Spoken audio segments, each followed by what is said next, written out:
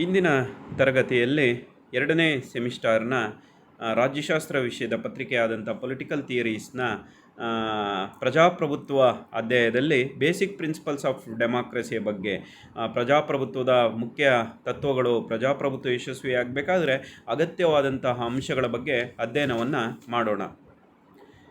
ವಿದ್ಯಾರ್ಥಿಗಳೇ, ಅದಕ್ಕೂ ಮುಂಚೆ ಪ್ರಜಾಪ್ರಭುತ್ವದ ಯಶಸ್ಸಿಗೆ ಅಗತ್ಯವಾದ ಅಂಶಗಳನ್ನು ನಾವು ನೋಡೋದಕ್ಕಿಂತ ಮುಂಚೆ ಪ್ರಜಾಸತ್ತಾತ್ಮಕ ಪದ್ಧತಿಯ ಸರ್ಕಾರವನ್ನು ಶ್ರೇಷ್ಠ ಸರ್ಕಾರ ಪದ್ಧತಿ ಎಂದು ಪರಿಗಣಿಸಿದ್ದರೂ ಕೂಡ ಅದು ಜಟಿಲ, ಕಠಿಣಕರ ಪದ್ಧತಿ ಎಂಬುದನ್ನು ಅಲ್ಲಗಳೆಯುವಂತಿಲ್ಲ. ಹೌದು, ಪ್ರಜಾಪ್ರಭುತ್ವವು ಎಲ್ಲ ಪರಿಸ್ಥಿತಿಗಳಲ್ಲೂ ಹೊಂದಿಕೊಳ್ಳುವುದಿಲ್ಲ.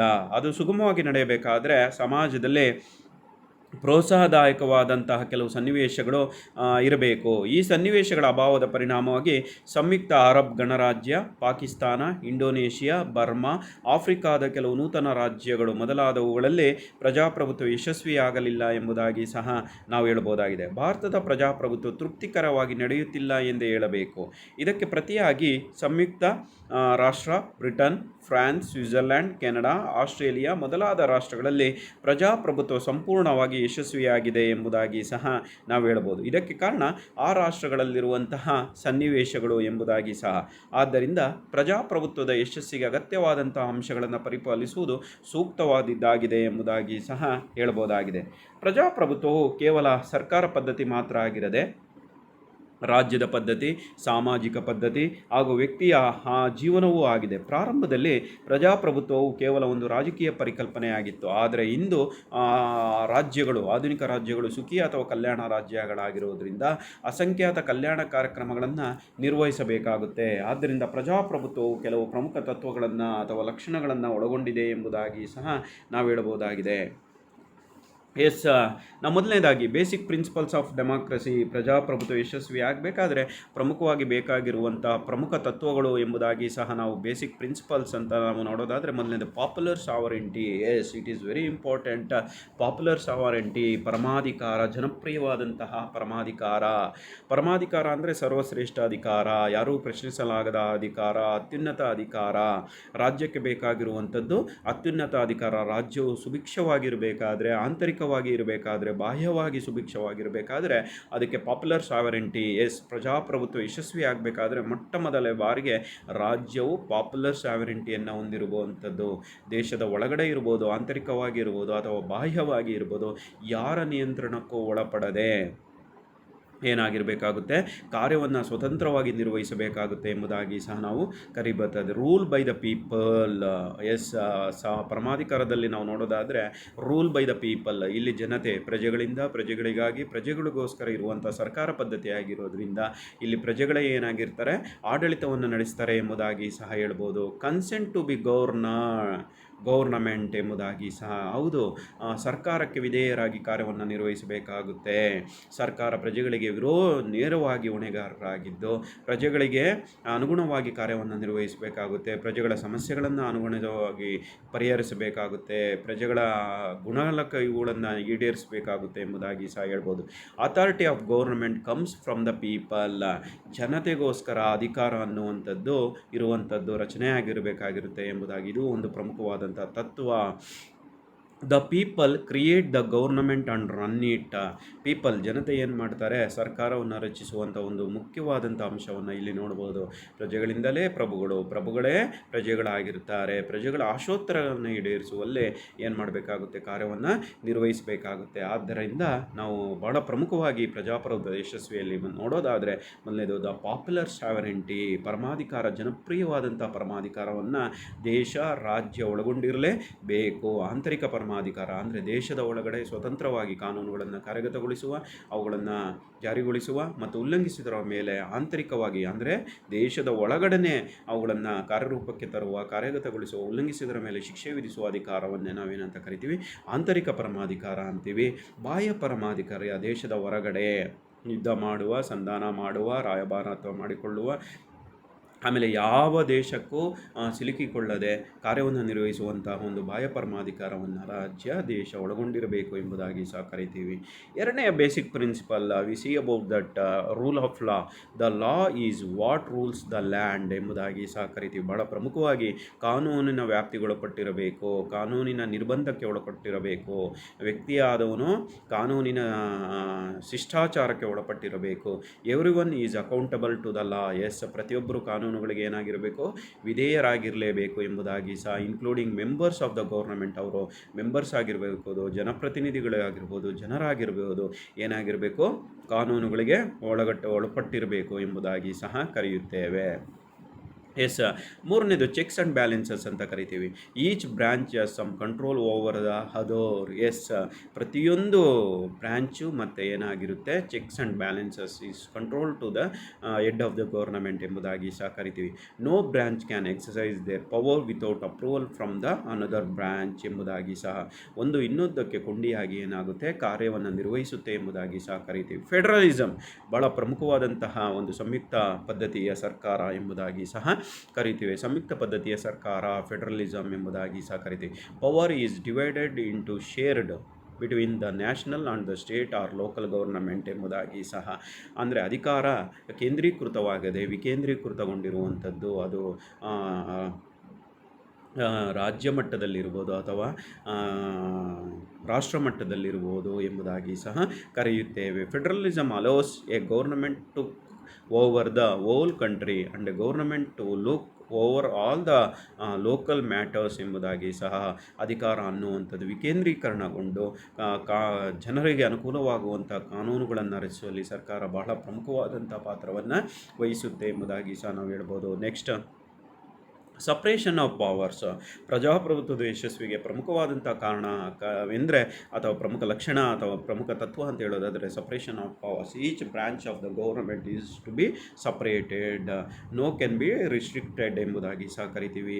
S, there are the executive, legislative and the judicial powers are be separated. Yes, ಸರ್ಕಾರದ ಸಾಧನ ಯಂತ್ರಗಳಾದಂಥ ಶಾಸಕಾಂಗ ಇರ್ಬೋದು, ಕಾರ್ಯಾಂಗ ಇರ್ಬೋದು, ನ್ಯಾಯಾಂಗಗಳಿರ್ಬೋದು, ಏನಾಗಿದೆ, ಅವು ಸಪ್ರೇಟ್ ಆದಂಥ ಕಾರ್ಯವನ್ನು ನಿರ್ವಹಿಸ್ತಿದೆ. ಆ್ಯಸ್ ದೇರ್ ಓನ್ ರೆಸ್ಪಾನ್ಸಿಬಿಲಿಟೀಸ್, ಅವು ತಮ್ಮ ಜವಾಬ್ದಾರಿಗಳಿಗೆ ಅನುಗುಣವಾಗಿ ಏನಾಗ್ತಿದೆ, ಕಾರ್ಯವನ್ನು ನಿರ್ವಹಿಸ್ತಿದೆ ಎಂಬುದಾಗಿ ಸಹ ಕರಿಬೋದಾಗಿದೆ. Avoids the government from beginning to power pole ಎಂಬುದಾಗಿ ಸಹ ಕರಿಬೋದು. ಅವುಗಳಿಗೆ ಸರ್ವಸಮಾನತವಾಗಿ ಏನಾಗಿದೆ, ಕಾರ್ಯವನ್ನು ನಿರ್ವಹಿಸುತ್ತಿದೆ. ಸ್ವತಂತ್ರವಾಗಿ ಶಾಸಕಾಂಗ ತನ್ನದೇ ಆದಂಥ ಕಾನೂನುಗಳನ್ನು ರಚಿಸ್ತಿದೆ, ಕಾರ್ಯಾಂಗ ತನ್ನದೇ ಆದಂಥ ಕಾನೂನುಗಳನ್ನು ರಚಿಸ್ತಿದೆ, ಹಾಗೆ ನ್ಯಾಯಾಂಗ ಕೂಡ ತನ್ನದೇ ಆದಂಥ ಕಾನೂನುಗಳನ್ನು ರಚಿಸುವಲ್ಲಿ ಬಹಳ ಪ್ರಮುಖವಾದಂಥ ಪಾತ್ರವನ್ನು ವಹಿಸುತ್ತಿದೆ ಎಂಬುದಾಗಿ ಸಹ ನಾವು ಹೇಳ್ಬೋದಾಗಿದೆ. ಆರನೇದಾಗಿ ನಾವು ನೋಡೋದಾದರೆ ಜುಡಿಷಿಯಲ್ ರಿವ್ಯೂ ಎಂಬುದಾಗಿ ಸಹ ಕರಿತೀವಿ. The Supreme Court can be declared the laws and or actions to the government are unconstitutional ಎಂಬುದಾಗಿ ಸಹ ಕರೆಯುತ್ತೇವೆ. ಜುಡಿಷಿಯಲ್ ರಿವ್ಯೂಗೆ established by Marbury and Madison ರವರ ಒಂದು ಇದರಲ್ಲಿ ನ್ಯಾಯ ತೀರ್ಮಾನಗಳಲ್ಲಿ ನಾವು ಏನು ಮಾಡ್ಬೋದಾಗಿದೆ, ನಾವು ಜುಡಿಷಿಯಲ್ ರಿವ್ಯೂವನ್ನು ನೋಡ್ಬೋದಾಗಿದೆ. ಎಸ್, ನಂತರದ ಬೇಸಿಕ್ ಪ್ರಿನ್ಸಿಪಲ್ಸಲ್ಲಿ ನಾವು ನೋಡೋದಾದರೆ ಲಿಮಿಟೆಡ್ ಗೌರ್ನಮೆಂಟ್ ಎಂಬುದಾಗಿ ಸಹ ಕರೆಯುತ್ತೇವೆ. Yes, the power of the government is limited.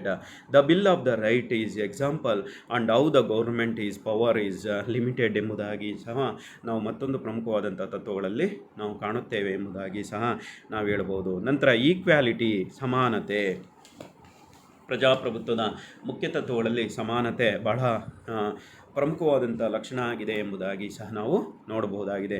ಸಮಾನತೆಯು ಪ್ರಜಾಪ್ರಭುತ್ವದ ಆಧಾರ ಸ್ತಂಭವಾಗಿದೆ. ಈ ಪದ್ಧತಿಯ ಸರ್ಕಾರದಲ್ಲಿ ಕಾನೂನಿನ ಎದುರು ಸರ್ವರು ಸಮಾನರು. ಯಾವುದೇ ಜಾತಿ, ಧರ್ಮ, ಲಿಂಗ, ಹುಟ್ಟು, ಬಣ್ಣದ ಆಧಾರದ ಮೇಲೆ ತಾರತಮ್ಯವನ್ನು ಮಾಡುವಂತಿಲ್ಲ. ಇವರೆಲ್ಲರೂ ಸಮಾನರಾಗಿರುತ್ತಾರೆ. ಪ್ರತಿಯೊಬ್ಬರು ರಾಜಕೀಯ, ಆರ್ಥಿಕ, ರಾಜಕೀಯ, ಸಾಮಾಜಿಕ ಮತ್ತು ಶೈಕ್ಷಣಿಕ ವಿಷಯಗಳಲ್ಲಿ ಸಮಾನ ಅವಕಾಶಗಳನ್ನು ಹೊಂದಿರಬೇಕು. ಎರಡನೆಯದು, ನಂತರದ 9ನೆಯ ಒಂದು ಅಂಶ ಅಂತ ಹೇಳೋದಾದರೆ ಫ್ರೀಡಮ್. ಎಂಬುದಾಗಿ ಸಹ ಕರೆಯುತ್ತೇವೆ. ಸ್ವಾತಂತ್ರ್ಯ, ಲಿಬರ್ಟಿ, ಪ್ರಜಾಪ್ರಭುತ್ವದ ಮತ್ತೊಂದು ಆಧಾರ ಸ್ತಂಭವೇ ಒಂದು ಸ್ವಾತಂತ್ರ್ಯ ಎಂಬುದಾಗಿ ಸಹ ಕರೆಯುತ್ತೇವೆ. ವ್ಯಕ್ತಿ ಸ್ವಾತಂತ್ರ್ಯವು ಪ್ರಜಾಪ್ರಭುತ್ವದಲ್ಲಿ ಮಾತ್ರವೇ ದೊರಕುವಂತಹದ್ದಾಗಿರಬೇಕು. ವ್ಯಕ್ತಿಯ ಆತ್ಮರಕ್ಷಣೆ ಸ್ವಾತಂತ್ರ್ಯ, ವಾಕ್ ಸ್ವಾತಂತ್ರ್ಯ, ಚಲಿಸುವ ಸ್ವಾತಂತ್ರ್ಯ, ಸಂಘ ಸಂಸ್ಥೆಗಳನ್ನು ಸ್ಥಾಪಿಸಿಕೊಳ್ಳುವ ಸ್ವಾತಂತ್ರ್ಯ, ಮುಕ್ತವಾಗಿ ಸಭೆ ಸಮಾರಂಭಗಳನ್ನು ಸೇರುವಂತಹ ಸ್ವಾತಂತ್ರ್ಯ, ಇವೇ ಮೊದಲಾದ ಸ್ವಾತಂತ್ರ್ಯಗಳನ್ನು ಪ್ರಜಾಪ್ರಭುತ್ವದಲ್ಲಿ ಅನುಭವಿಸುತ್ತಾನೆ. ಈ ಎಲ್ಲ ಸ್ವಾತಂತ್ರ್ಯಗಳನ್ನು ರಕ್ಷಿಸುವುದು ಸರ್ಕಾರದ ಜವಾಬ್ದಾರಿಯಾಗಿರುತ್ತದೆ.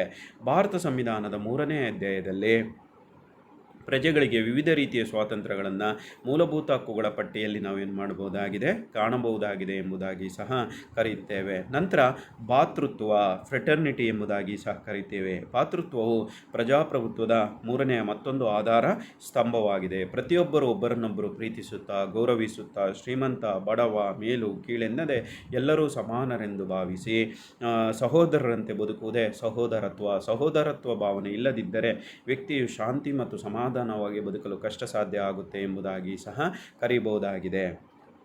ಅಂಥ ಸರ್ಕಾರವನ್ನು ಪ್ರಜಾಪ್ರಭುತ್ವ ಎಂದು ಹೇಳಲು ಕೂಡ ಸಾಧ್ಯ ಆಗುವುದಿಲ್ಲ ಎಂಬುದಾಗಿ ಸಹ ನಾವು ಕರೆಯುತ್ತೇವೆ. Next, importance to the person. ವ್ಯಕ್ತಿಗೆ ಮಹತ್ವವನ್ನು ನೀಡಿರುವಂಥದ್ದು. ಪ್ರಜಾಪ್ರಭುತ್ವ ಇರುವಂಥದ್ದೇ ವ್ಯಕ್ತಿಗೋಸ್ಕರ, ವ್ಯಕ್ತಿಯ ಆಶೋತ್ತರಗಳನ್ನು ಈಡೇರಿಸಿಕೊಳ್ಳೋದಕ್ಕೋಸ್ಕರ, ವ್ಯಕ್ತಿಯ ಘನತೆಯನ್ನು ಹೆಚ್ಚಿಸಿಕೊಳ್ಳೋಕ್ಕೋಸ್ಕರ, ವ್ಯಕ್ತಿಯ ಆಶೋತ್ತರಗಳನ್ನು, ಸಮಸ್ಯೆಗಳನ್ನು, ಸುಖಿ ಕಲ್ಯಾಣವನ್ನು, ಸುಖಿ ರಾಜ್ಯವನ್ನು ನಿರ್ಮಾಣ ಮಾಡಿಕೊಳ್ಳೋಕ್ಕೋಸ್ಕರ ಇವತ್ತು ಪ್ರಜಾಪ್ರಭುತ್ವ ಇರುವಂಥದ್ದು. ಪ್ರಜಾಪ್ರಭುತ್ವದ ಮೂಲ ಉದ್ದೇಶವೇ ವ್ಯಕ್ತಿಗೆ ಮಹತ್ವವನ್ನು ನೀಡುವಂಥದ್ದು. ವ್ಯಕ್ತಿಯ ಸರ್ವತೋಮುಖ ಅಭಿವೃದ್ಧಿಯನ್ನು ಸಾಧಿಸುವಂಥದ್ದೇ ಪ್ರಜಾಪ್ರಭುತ್ವದ ಯಶಸ್ವಿಗೆ ಪ್ರಜಾಪ್ರಭುತ್ವದ ಮುಖ್ಯ ತತ್ವಗಳಲ್ಲಿ ಒಂದಾಗಿದೆ ಎಂಬುದಾಗಿ ಸಹ ನಾವು ಹೇಳ್ಬೋದಾಗಿದೆ. ನಂತರದ ಮುಖ್ಯವಾದಂತಹ ಒಂದು ತತ್ವ ಅಂತ ಹೇಳೋದಾದರೆ ಪೇಷನ್ಸ್, ಸಂಯಮ ಇರಬೇಕಾಗುತ್ತೆ. ಪ್ರಜೆಗಳಲ್ಲಿ ಸಂಯಮದಿಂದ ಕಾರ್ಯವನ್ನು ನಿರ್ವಹಿಸಬೇಕಾಗುತ್ತೆ. ಪ್ರಜೆಗಳು ತಾವು ಆರಿಸಿದಂಥ ಪ್ರತಿನಿಧಿಗಳನ್ನು ಸಮಯದಿಂದ ನಾವು ವಾಚ್ ಮಾಡಬೇಕಾಗುತ್ತೆ. ಪ್ರಜಾಪ್ರತಿನಿಧಿಗಳು ಯಾವ ಕಾರ್ಯವನ್ನು ನಿರ್ವಹಿಸುತ್ತಿದ್ದಾರೆ, ಯಾವುದೇ ಕಾರಣಕ್ಕೂ ಧೃತಿ ಕೆಡದೆ, ಕೋಪಕ್ಕೆ ಕೈ ಕೊಡದೆ, ಯಾವುದೇ ರೀತಿಯಾದಂಥ ಕೆಟ್ಟ ನಿರ್ಧಾರಗಳನ್ನು, ನಮ್ಮ ಸಂಸ್ಕೃತಿಯನ್ನು ಹಾಳು ಮಾಡದೆ, ಆಮೇಲೆ ಯಾವುದೇ ರೀತಿಯಾದಂತಹ ಆಸ್ತಿಯನ್ನು ಹಾಳು ಮಾಡದೆ ಏನು ಮಾಡಬೇಕಾಗುತ್ತೆ, ಸಂರಕ್ಷಿಸಬೇಕಾಗುತ್ತೆ. ಹಾಗಾಗಿ ಸಂಯಮ ಬಹಳ ಅತಿ ಮುಖ್ಯವಾದದ್ದು ಎಂಬುದಾಗಿ ಸಹ ಕರಿತೀವಿ. ಸಹನೆ, ಟಾಲರೆನ್ಸ್ ಎಂಬುದಾಗಿ ಸಹ ಹೇಳ್ತೀವಿ. ಪ್ರಜಾಪ್ರಭುತ್ವ ಸರ್ಕಾರವು ಪ್ರಜೆಗಳಿಗಾಗಿ ಮತ್ತು ಪ್ರಜೆಗಳಿಂದಲೇ ನಡೆಸುವ ಸರ್ಕಾರವಾದುದರಿಂದ ಅವರಲ್ಲಿ ಪರ ಮತ್ತು ವಿರೋಧದ ಪ್ರತಿಕ್ರಿಯೆಯನ್ನು ಸಹಿಸಿಕೊಳ್ಳುವಂಥ ಗುಣವಿರಬೇಕು. ರಾಜಕೀಯ ಪಕ್ಷವು ಸಾರ್ವಜನಿಕರ ಬೆಂಬಲವನ್ನು ಪಡೆದು ಗುರಿಯನ್ನು ಸಾಧಿಸಬೇಕಾದರೆ ಸಹನೆ ಅಥವಾ ತಾಳ್ಮೆ ಪ್ರಧಾನವಾದಂಥ ಅಂಶಗಳಾಗಿವೆ ಎಂಬುದಾಗಿ ಸಹ ನಾವು ಹೇಳಬಹುದಾಗಿದೆ. ನಂತರದ ಪ್ರಮುಖವಾದಂತಹ ಒಂದು ಅಂಶ ಅಂದರೆ ಪೊಲಿಟಿಕಲ್ ಪಾರ್ಟೀಸ್ ಎಂಬುದಾಗಿ. ರಾಜಕೀಯ ಪಕ್ಷಗಳು ಇವತ್ತು ಪ್ರಜಾಪ್ರಭುತ್ವ ಯಶಸ್ವಿಯಾಗಬೇಕಾದ್ರೆ ಅದಕ್ಕೆ ರಾಜಕೀಯ ಪಕ್ಷಗಳೇ ಪ್ರಮುಖ ಕಾರಣ ಎಂಬುದಾಗಿ ಸಹ ನಾವು ಹೇಳ್ಬೋದಾಗಿದೆ. ರಾಜಕೀಯ ಪಕ್ಷಗಳಿಲ್ಲದೆ ಇದ್ದರೆ ಪ್ರಜಾಪ್ರಭುತ್ವ ಯಶಸ್ವಿಯಾಗಲಿಕ್ಕೆ ಸಾಧ್ಯನೇ ಇಲ್ಲ ಎಂಬುದಾಗಿ ಸಹ ಹೇಳ್ಬೋದಾಗಿದೆ. ರಾಜಕೀಯ ಪಕ್ಷಗಳು ಇಂದು ಏನಾಗ್ತಿದ್ದೇವೆ ಅಂದರೆ ಕಾರ್ಯವನ್ನು ನಿರ್ವಹಿಸುವಲ್ಲಿ ಬಹಳ ಪ್ರಮುಖವಾದಂಥ ಪಾತ್ರವನ್ನು ನಿರ್ವಹಿಸುತ್ತಿವೆ ಎಂಬುದಾಗಿ. ಒಂದು ಆಡಳಿತ ಪಕ್ಷವಾದರೆ ಮತ್ತೊಂದು ವಿರೋಧ ಪಕ್ಷದ ಸ್ಥಾನದಲ್ಲಿ ಕುಳಿತು ಆಡಳಿತ ಪಕ್ಷ ನಡೆಸುವಂತಹ ಎಲ್ಲ ಕಾರ್ಯಗಳನ್ನು ಟೀಕಿಸುತ್ತಾ ಸರ್ಕಾರವನ್ನು ಸರಿದಾರಿಗೆ ಎಳೆಯುವಲ್ಲಿ ರಾಜಕೀಯ ಪಕ್ಷಗಳು ಬಹಳ ಪ್ರಮುಖವಾದಂಥ ಪಾತ್ರವನ್ನು ನಿರ್ವಹಿಸಿವೆ. ಮತ್ತು ಜನತೆ ತಮಗೆ ಇಷ್ಟ ಬಂದಂಥ ರಾಜಕೀಯ ಪಕ್ಷಗಳಿಗೆ ಮತದಾನವನ್ನು ಮಾಡೋದ್ರ ಮೂಲಕ ಚುನಾವಣೆಗಳಲ್ಲಿ ಆರಿಸಿಕೊಳ್ಳಿಸುವಂಥ ಪದ್ಧತಿಯು ಕೂಡ ಪ್ರಜಾಪ್ರಭುತ್ವದ ಶ್ರೇಷ್ಠ ವ್ಯವಸ್ಥೆಗೆ ಕೈ ಹಿಡಿದಂಥ ಕನ್ನಡಿ ಎಂಬುದಾಗಿ ಸಹ ಕರೆಯುತ್ತೇವೆ. ಪೀಪಲ್ಸ್ ವೆಲ್ಫೇರ್ ಎಂಬುದಾಗಿ. ಪ್ರಜೆಗಳ ಕಲ್ಯಾಣ, ಜನತಾ ಕಲ್ಯಾಣ. ಇವತ್ತು ಪ್ರಜಾಪ್ರಭುತ್ವದ ಮುಖ್ಯ ತತ್ವ ಅಂದರೆ ಜನತಾ ಕಲ್ಯಾಣ, ಸುಖಿ ಕಲ್ಯಾಣ. ಆಧುನಿಕ ರಾಜ್ಯದ ಮುಖ್ಯ ಉದ್ದೇಶ ಸುಖಿ ರಾಜ್ಯ ಅಥವಾ ಕಲ್ಯಾಣ ರಾಜ್ಯ ಮಾಡುವಂಥದ್ದು. ಹಿಂದೆ ಇದ್ದಂಥ ರಾಜ್ಯಗಳು ಕೇವಲ ಪೊಲೀಸ್ ರಾಜ್ಯಗಳಾಗಿದ್ದು ಚಿಕ್ಕದಾಗಿದ್ದು, ಆದರೆ ಇಂದಿನ ರಾಜ್ಯಗಳು ವಿಶಾಲವಾದಂತಹ ಜನಸಂಖ್ಯೆಯನ್ನು ಹೊಂದಿರೋದ್ರಿಂದ ಏನಾಗಿದೆ, ಜನತಾ ಕಲ್ಯಾಣವನ್ನು ನಿರ್ವಹಿಸುವಂಥದ್ದು, ವ್ಯಕ್ತಿಗೆ ಮೂಲಭೂತ ಅವಶ್ಯಕತೆಗಳನ್ನು ಪೂರೈಸುವುದು, ಜನರ ಸರ್ವಾಂಗೀಣ ಅಭಿವೃದ್ಧಿಗೆ ಶ್ರಮಿಸಬೇಕೆಂಬುದೇ ಪ್ರಜಾಪ್ರಭುತ್ವ ಪದ್ಧತಿಯ ಸರ್ಕಾರದ ಉದ್ದೇಶ ಆಗಿದೆ ಎಂಬುದಾಗಿ ಸಹ ನಾವು ಹೇಳ್ಬೋದಾಗಿದೆ. Next freedom of government criticism. ಹೌದು, ಸರ್ಕಾರವನ್ನು ಟೀಕಿಸುವಂತಹ ಸ್ವಾತಂತ್ರ್ಯವನ್ನು ಕೊಡಲಾಗಿದೆ. ಪ್ರಜಾಪ್ರಭುತ್ವವು ಎಲ್ಲ ನಾಗರಿಕರಿಗೂ ವಾಕ್ ಸ್ವಾತಂತ್ರ್ಯವನ್ನು ನೀಡಿದ್ದು ಸರ್ಕಾರದ ವಿರುದ್ಧ ಸುಮ್ಮನೆ ಅಲ್ಲ, ಸರ್ಕಾರದ ವಿರುದ್ಧ ಏನಾದರೂ ಪ್ರಜೆಗಳಿಗೆ ವಿರುದ್ಧವಾಗಿ ನಡೆದುಕೊಂಡಲ್ಲಿ ಸರ್ಕಾರವನ್ನು ಟೀಕಿಸುವಂತಹ ಸ್ವಾತಂತ್ರ್ಯವನ್ನು ಏನು ಮಾಡಲಾಗಿದೆ, ಪ್ರಜೆಗಳಿಗೆ ನೀಡಲಾಗಿದೆ ಎಂಬುದಾಗಿ ಸಹ ನಾವು ಹೇಳ್ಬೋದಾಗಿದೆ. ದ ರೂಲ್ ಆಫ್ ಲಾ ಎಂಬುದಾಗಿ ಸಹ ಕರೆಯುತ್ತೇವೆ. ಪ್ರಜಾಪ್ರಭುತ್ವವು ಜನರ ಸಮ್ಮತಿಯ ಆಧಾರದ ಮೇಲೆ ನಿಂತಿದೆ. ಇದು ಗುಂಡಿಗೆ, ಬುಲೆಟ್ಗೆ ಬದಲಾಗಿ ಮತ ಹೆಚ್ಚು ಮಹತ್ವ ನೀಡುತ್ತೆ. ಎಸ್, ಗುಂಡಿಗೆ ಬದಲಾಗಿ ಮತಕ್ಕೆ ಮಹತ್ವ ನೀಡುವಂಥದ್ದು. ಪ್ರಜಾಪ್ರತಿನಿಧಿಗಳೇನಾದರೂ ಪ್ರಜೆಗಳಿಗೆ ವಿರುದ್ಧವಾಗಿ ನಡೆದುಕೊಂಡಲ್ಲಿ ಅವರ ವಿರುದ್ಧ ಏನು ಮಾಡುವಂಥದ್ದು, ಮುಂದೆ ಬರುವಂಥ ಚುನಾವಣೆಗಳಲ್ಲಿ ಅವರನ್ನು ಸೋಲಿಸುವ ಮೂಲಕ ತಕ್ಕ ಶಾಸ್ತ್ರೀಯನ್ನು ಮಾಡುವಂಥ ಒಂದು ಪದ್ಧತಿಯಾಗಿದೆ. ಅಂದರೆ ಬಲ ಅಥವಾ ಶಕ್ತಿಗೆ ಆದಷ್ಟು ಕಡಿಮೆ ಪ್ರಮಾಣದಲ್ಲಿ ಹೇಳಿ ಇಲ್ಲಿ ಕಾನೂನಿಗೆ ಹೆಚ್ಚಿನ ಮಹತ್ವ ನೀಡಿದ್ದು, ಕಾನೂನು ಸಹ ಜನರ ಸಮ್ಮತಿಯ ಆಧಾರದ ಮೇಲೆ ಕಾರ್ಯರೂಪಕ್ಕೆ ಬರುತ್ತೆ ಎಂಬುದಾಗಿ ಸಹ ನಾವು ನೋಡ್ಬೋದು. Change in government peace, yes, ಶಾಂತಿಯುತ ಸರ್ಕಾರದ ಶಾಂತಿಯುತ ಬದಲಾವಣೆ ಎಂಬುದಾಗಿ ಸಹ ಕರಿತೀವಿ. ಅಂದರೆ ಸರ್ಕಾರವನ್ನು ಏನು ಮಾಡುವಂಥದ್ದು, ಶಾಂತಿಯುತ ರೀತಿಯಲ್ಲಿ ಪ್ರಜಾಪ್ರಭುತ್ವದಲ್ಲಿ ಯಾವುದೇ ರೀತಿಯಾದಂಥ ಹಿಂಸೆ ಇವುಗಳಿಗೆ ಆಸ್ಪದವನ್ನು ಮಾಡಿಕೊಡದೆ ಪ್ರಜಾಪ್ರಭುತ್ವವು ಶಾಂತಿಯುತವಾಗಿ ಏನು ಮಾಡಬೇಕಾಗುತ್ತೆ, ಕಾರ್ಯವನ್ನು ನಿರ್ವಹಿಸಬೇಕಾಗುತ್ತೆ. ಸಂವಿಧಾನಾತ್ಮಕ ತತ್ವಗಳು ಅಥವಾ ಸಾಧನಗಳ ನಿಯಮಗಳ ಆಧಾರದ ಮೇಲೆ ಬದಲಾಗುತ್ತದೆ. ಚುನಾವಣೆ, ಸಾರ್ವಜನಿಕ ಅಭಿಪ್ರಾಯದ ಆಧಾರದ ಮೇಲೆ ಸರ್ಕಾರಗಳು ಬದಲಾಗುತ್ತೆ. ಎಸ್, ಪೀಪಲ್ಸ್ ಸಾವರಿಂಟಿ, ಜನತಾ ಪರಮಾಧಿಕಾರ ಎಂಬುದಾಗಿ ಪ್ರಜಾಪ್ರಭುತ್ವ ಸರ್ಕಾರ ಪದ್ಧತಿಯಲ್ಲಿ ಅಧಿಕಾರವು ಯಾವುದೇ ಒಬ್ಬ ವ್ಯಕ್ತಿ, ಗುಂಪು ಅಥವಾ ಸಂಸ್ಥೆಯಲ್ಲಿರದೆ ಜನತೆಯಲ್ಲೇ ಏನಾಗಿರುತ್ತೆ, ಅಧಿಕಾರ ಕೇಂದ್ರೀಕೃತವಾಗಿರುತ್ತೆ. ಆದ್ದರಿಂದಲೇ ಪ್ರಜಾಪ್ರಭುತ್ವದಲ್ಲಿ ಪ್ರಜೆಗಳೇ ಪ್ರಭುಗಳು ಎಂದು ಪರಿಗಣಿಸಲಾಗುತ್ತದೆ. ಜನರಲ್ಲಿ ಮಾತ್ರವೇ ಸರ್ವಶ್ರೇಷ್ಠ ಅಧಿಕಾರ ಕೇಂದ್ರೀಕೃತವಾಗಿರುತ್ತೆ ಎಂಬುದಾಗಿ ಸಹ ನಾವು ನೋಡ್ಬೋದಾಗಿದೆ. ಎಸ್, ಅಧಿಕಾರದ ಮತ್ತೊಂದು ಪ್ರಮುಖವಾದಂಥ ತತ್ವ ಅಂತ ಹೇಳೋದಾದರೆ ಅಧಿಕಾರದ ವಿಕೇಂದ್ರೀಕರಣ. ಅಧಿಕಾರ ವಿಕೇಂದ್ರೀಕರಣವು ಪ್ರಜಾಪ್ರಭುತ್ವದ ಮತ್ತೊಂದು ಮೂಲಭೂತ ತತ್ವವಾಗಿದೆ. ಪ್ರಜಾಪ್ರಭುತ್ವದಲ್ಲಿ ಪ್ರಜೆಗಳೇ ಪ್ರಭುಗಳು ಎಂಬ ಮಾತು ಸತ್ಯವಾಗಬೇಕಾದರೆ ಅಧಿಕಾರ ಒಬ್ಬನೇ ಅಥವಾ ಒಂದೇ ಕಡೆ ಕೇಂದ್ರೀಕೃತವಾಗಿರದೆ ಪ್ರತಿಯೊಬ್ಬ ಪ್ರಜೆಯಲ್ಲಿಯೂ ಹಂಚಿಕೆ ಆಗಿರಬೇಕು. ಕೇಂದ್ರ, ರಾಜ್ಯ ಮತ್ತು ಸ್ಥಳೀಯ ಸರ್ಕಾರಗಳ ಸ್ಥಾಪನೆಗಳ ಮೂಲಕ ಅಧಿಕಾರ ವಿಭಜನೆಯಾಗಿರುತ್ತದೆ ಎಂಬುದಾಗಿ ಸಹ ನಾವು ಹೇಳ್ಬೋದಾಗಿದೆ. ಚುನಾವಣೆ ಮತ್ತು ಪಕ್ಷ ಪದ್ಧತಿ, ಎಲೆಕ್ಷನ್ ಆ್ಯಂಡ್ ಪಾರ್ಟಿ ಸಿಸ್ಟಮ್. ಚುನಾವಣೆ ಮತ್ತು ಪಕ್ಷ ಪದ್ಧತಿಗಳು ಪ್ರಜಾಪ್ರಭುತ್ವದ ಮಾಂಸ ಮತ್ತು ರಕ್ತವಿದ್ದಂತೆ ಎಂದು ಹೇಳಿದ್ದಾರೆ. ರಾಜಕೀಯ ಪಕ್ಷಗಳಿಲ್ಲದೆ, ಅವುಗಳಿಗೆ ನಿಯತಕಾಲಿಕ ಚುನಾವಣೆ ಇಲ್ಲದೆ ಜನರ ಯಾವುದೇ ಆಶೋತ್ತರಗಳಿಗೆ, ಮೌಲ್ಯಗಳಿಗೆ ಬೆಲೆ ಇರೋದಿಲ್ಲ ಎಂಬುದಾಗಿ ಸಹ ನಾವು ಹೇಳ್ಬೋದಾಗಿದೆ.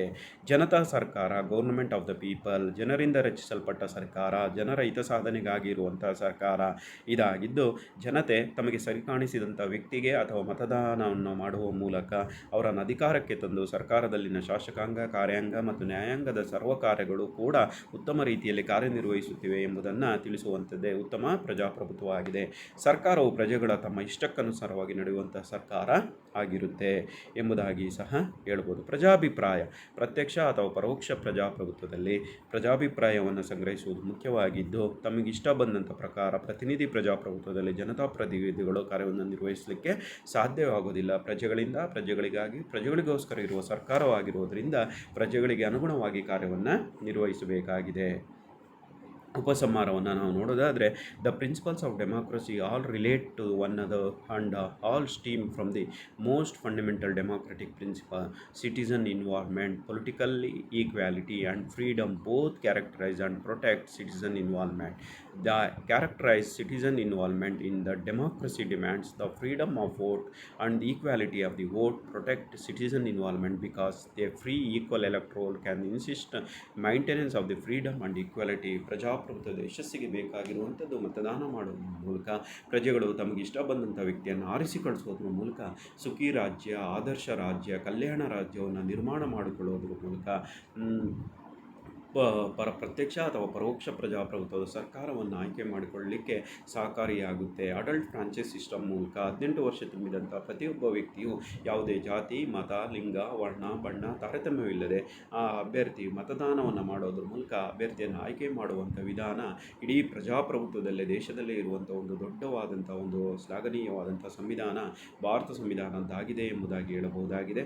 ಈ ಮೇಲಿನ ಎಲ್ಲ ಅಂಶಗಳು ಕೂಡ ಪ್ರಜಾಪ್ರಭುತ್ವದ ಯಶಸ್ವಿಯಾಗಲಿಕ್ಕೆ ಇರುವಂತಹ ಪ್ರಮುಖ ಮೂಲ ತತ್ವಗಳಾಗಿವೆ ಎಂಬುದನ್ನು ನಾವು ತಿಳಿದುಕೊಳ್ಳಬಹುದಾಗಿದೆ. Yes, a free and equal electoral needs education to ensure that freedom and equality are meaningful and to make informed choices as citizens. Today, the electoral system is the major avenue for the expression, citizen involvement and course of the system of representation is the purpose of result of the electoral system and the way in which citizens are involved. Yes, electoral ಚುನಾವಣಾ ಸರ್ಕಾರ ಪದ್ಧತಿಯಲ್ಲಿ ಪ್ರಜೆಗಳೆಲ್ಲರೂ ಭಾಗವಹಿಸೋದ್ರ ಮೂಲಕ ಯಶಸ್ವಿಯಾಗಿ ಕಾರ್ಯವನ್ನು ನಿರ್ವಹಿಸೋದ್ರ ಮೂಲಕ ಪ್ರತಿಯೊಬ್ಬರು ಮತದಾನವನ್ನು ಮಾಡೋದ್ರ ಮೂಲಕ ಆ ಕಾರ್ಯವನ್ನು ಪ್ರಜಾಪ್ರಭುತ್ವದ ಯಶಸ್ವಿಯಾಗಲಿಕ್ಕೆ ಈ ಮೇಲಿನ ಎಲ್ಲ ಅಂಶಗಳು ಕೂಡ ಸ್ವಾತಂತ್ರ್ಯ, ಭಾತೃತ್ವ, ಸಮಾನತೆ, ಕಾನೂನಿನ ಆಧಿಪತ್ಯ, ಪರಮಾಧಿಕಾರ, ಜನತೆಯ ಆಶೋತ್ತರಗಳನ್ನು, ಜನತೆಯ ಬೆಂಬಲವನ್ನು, ಜನತಾ ಸರ್ಕಾರ, ಜನತಾ ಅಭಿಪ್ರಾಯ, ಪ್ರಜಾಭಿಪ್ರಾಯವನ್ನು ನಿರ್ವಹಿಸುವಲ್ಲಿ ಎಲೆಕ್ಟ್ರೋಲ್ ಸಿಸ್ಟಮ್ ಭಾಳ ಪ್ರಮುಖವಾದಂತಹ ಕಾರ್ಯವನ್ನು ನಿರ್ವಹಿಸುತ್ತೆ. ಮತದಾನ ಮಾಡೋದ್ರ ಮೂಲಕ ಪ್ರತಿಯೊಬ್ಬ ಮತದಾರನೂ ಕೂಡ ಪ್ರಜಾಪ್ರಭುತ್ವವನ್ನು ಯಶಸ್ವಿಗೊಳಿಸಲಿಕ್ಕೆ ಪ್ರಮುಖವಾದಂಥ ಕಾರಣ ಆಗುತ್ತೆ ಎಂಬುದಾಗಿ ಸಹ ನಾವು ನೋಡಬಹುದಾಗಿದೆ. ಈ ಒಂದು ವಿಷಯಕ್ಕೆ ಸಂಬಂಧಪಟ್ಟಂತೆ ಆಧಾರ ಗ್ರಂಥಗಳನ್ನು ನಾವು ನೋಡೋದಾದರೆ political theory Rajeev Bhargava, Ashok Acharya, principles and political theory A C. Kapur, contemporary political theory J C. Johari, political theory V D. Mahajan, political theory R C. Agarwal, political theory B K. Gokhale, political theory doctor Meena Deshpande, political science professor H. Halappa, political science professor H S. Gangadhara, political theory doctor K J. Suresh ಅವರ ಪುಸ್ತಕಗಳನ್ನು ಪರಿಶೀಲಿಸಿದರೆ ನಿಮಗೆ ಇನ್ನೂ ಹೆಚ್ಚು ಮಾಹಿತಿಯನ್ನು ದೊರೆಯುತ್ತೆ. Thank you.